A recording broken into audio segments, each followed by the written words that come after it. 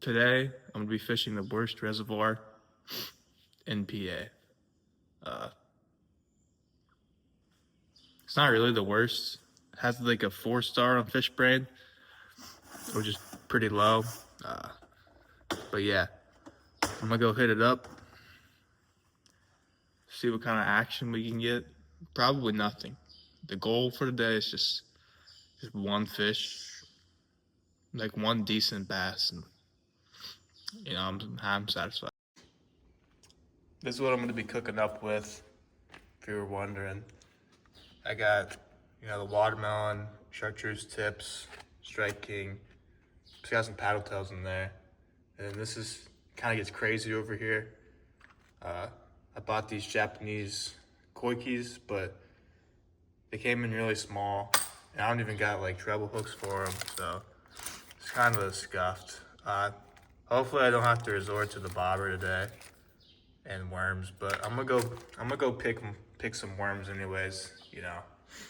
We're not messing around today. We're gonna catch a fish. In terms of rod setups, and my rods are kind of stupid if I'm being honest. I got a Zebco Genesis, and a Strike King.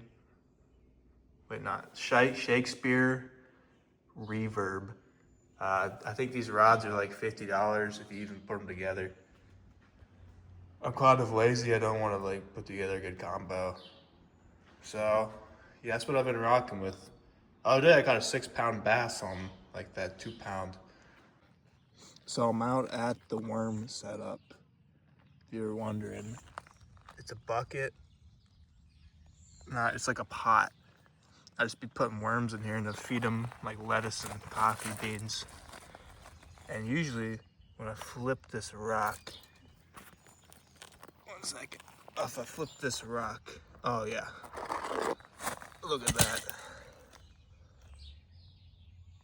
Just right there for the taking. There's another one right there too. And then yeah, just put some red worms in there. If I feed them, they should reproduce, and there used to be a couple right on the top here. Maybe if I move this banana around, yep.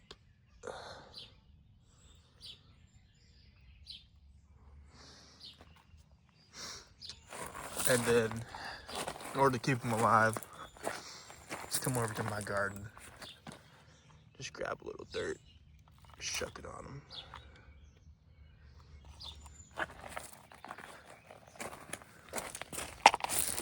Then I got the lid with some holes in it. It's a very, very easy setup. So I'm gonna actually be taking this kayak out. I think it's gonna increase my odds. It's pretty musty from the last time I was on it. So I'm probably not even gonna clean that out. Need a musty kayak for a musty lake anyways. So I'm gonna load this up and I'll see you guys when I'm at the lake. So I'm pulling up to the spot right now and there's like an excavator and some BS, man. Like, this is what I'm talking about when I'm talking about this lake. They're always doing too much. Like, why is there this freaking Stonehenge being built in the parking lot? Yeah, this is a good thing I have a kayak, because I think bank fishing here would just be absolute pain, man. Alright, we're just gonna scoot over here. So I guess I should give you a bit of a rundown on the whole lake. It was like opened in the 80s as a reservoir for Berwick, PA. And apparently it used to be really good. It used to be deep, it gets deep fast. And apparently there was even muskie in here at one point, according to my boss. But knowing the lake now, I don't even believe that. So there used to be like 5-pound bass caught out of here like all the time back in 2019. The last one that was caught was 2022. So it's 2026 now. It's been 3 years since a bass over 4 pounds has been caught. And I honestly like struggle seeing people catch anything out of here. Like the logs, there's like 230 logs on Fish Brand and they keep just going down each year. And some of the logs up are just like funny. I'll put some of them up that I screenshotted, but I have my own theories on to why it sucks so bad. I think people keep the crappie out of here. This is like the only lake to fish in Berwick, and I also think that it's pretty. It's not like polluted crazy, but people do leave a lot of trash. An old head once time told me that it's so bad because it got shallower over time, like the silt or something, like the layers just sunk in over time, and now you have to be out pretty far for it to get deep, and then you just don't ever see the fish anymore. We'll see what happens. I'm gonna go out. So we're out on the water, and this is what we're looking like.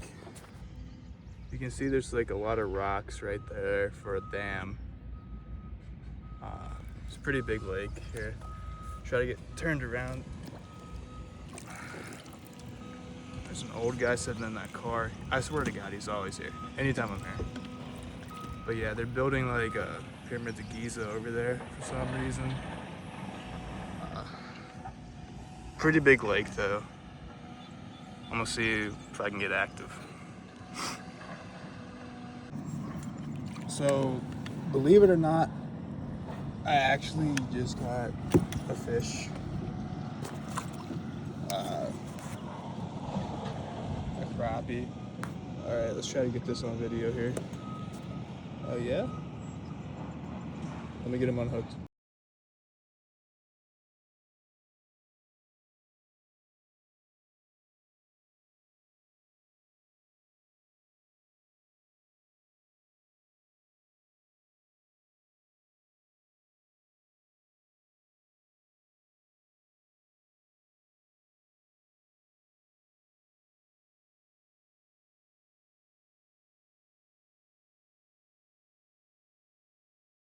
So, one thing I'm noticing is that it's like super shallow. It's like at max a foot deep. So anytime I'm casting up on this bank, which looks juicy, I'm getting snagged just like straight away. I got snagged like 5 times since I caught that last crappie. So thinking about moving spots. So my spoon broke off. I'm gonna tie on this little paddle tail, multi-species. Hopefully I can catch, a bass with this. It's pretty rough out here. The water's like a toilet bowl, and I'm in like 1 foot of water right now, so we'll see. So I actually just caught a bass. No lie. But this dude, I'm gonna be honest, man. He looks like he's got some type of like herpes on his lips. Like he's been, freaking leaking. I'm gonna get him unhooked. We gonna look at him. This is kind of what I'm talking about. There's a bunch of trash all up in the rocks. Which makes it, pretty gross to fish. But, it wouldn't be that bad. Like, I wouldn't care if there's trash, if there was actually, like, big fish. But, it's not adding up. You don't catch big fish, and you come fish a spot with a bunch of trash in it. Alright, so I couldn't go out on that, like, herpes bass. So I had to catch a bluegill, to prove that I still got it. Good hook set. I'm gonna get this guy undone. Yeah, I mean, this dude's small. Maybe he's on beds or something, but I don't know. Very small bluegill. Throw him back. So I just got done fishing that lake.